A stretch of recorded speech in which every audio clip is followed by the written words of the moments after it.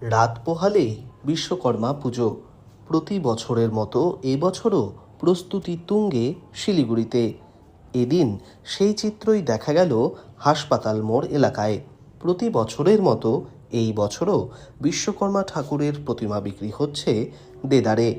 বিভিন্ন আকারে রয়েছে প্রতিমা, কোনোটি ছোট তো আবার কোনোটি আকারে অনেকটাই বড়।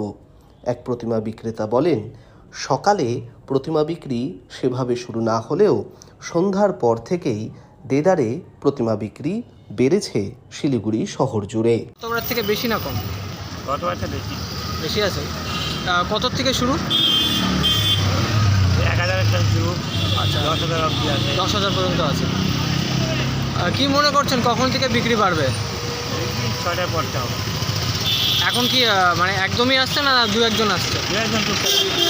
দাম টাম জিজ্ঞেস করে যাচ্ছে? হ্যাঁ, দাম জিজ্ঞেস করে। কি মনে করছেন কেমন বিক্রি হবে এবছর? এটা তো বলা যাবে না, এটা এখন কীরকম হবে সেটা বলা যাবে। তবে আশা রাখছেন যে সন্ধ্যের পর থেকে বিক্রি হবে? আশা আছে, মাল থাকবে না। আচ্ছা, আপনার নামটা বলবেন? আমার নাম চৈতন্য পাল।